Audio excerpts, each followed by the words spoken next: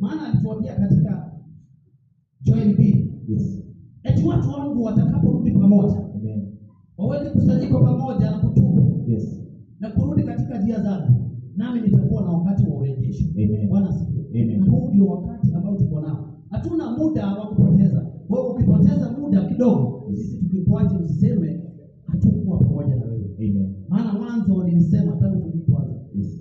Historia ya Ibrahimu na Lutu huwa inanipa habari kidogo na changamoto kidogo. Yes. Maana kama mwanadamu unaweza ukajiuliza kama hili jambo ni la kweli na kama linawezekana.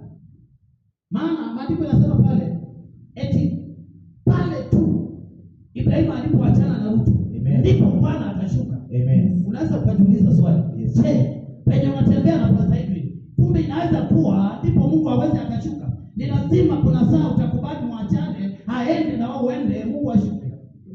Bwana asifiwe. Amen. Lakini hapa ndipo sisi tunashindwa. Yes. Mtu umekuwa tu ukiomba, unaona yule mtu ndio anakukataza kutembea naye. Yes. Rafiki ananitia kibarua na pengine tunakunyanga na yeye. Ndio tunasengenyanga wa mama wenzangu na yeye. Sasa nitafanya namna gani? Lakini Ibrahimu alipokaa na Lutu, Yes.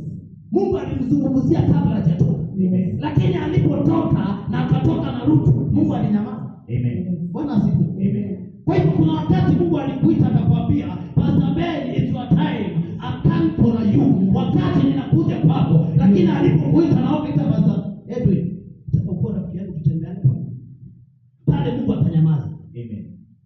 Hakunyamaza kwa sababu ule ni mbaya kwako. Yes. Alinyamaza ni kwa sababu kuna kitu hawezi kupa ukiwa na yeye. Amen. Kuna kitu akikupa ukiwa na wewe, labda vita itaanza ama labda uasa utaanza. Amen.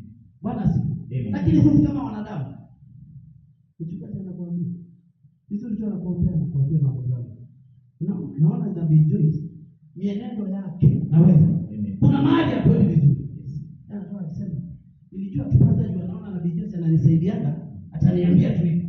Yaani pasipo kujua yeye ni nini ameona. Hajaona uhusiano wenu wa kusaidiana, lakini ameona future. Yes. Kesho.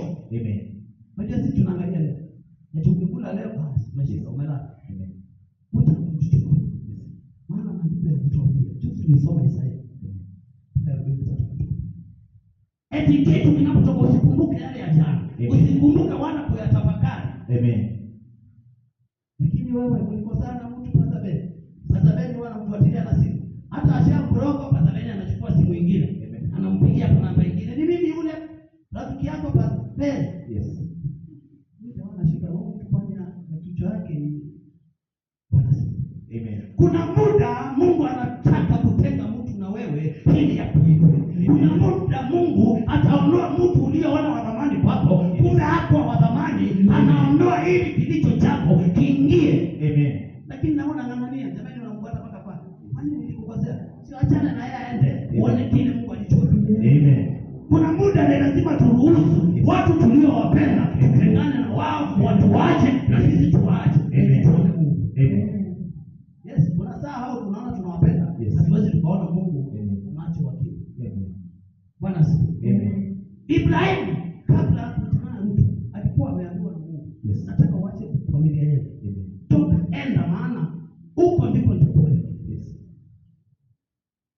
Ibrahimu alitii, lakini akafanya kosa moja, akachukua mtu mwingine.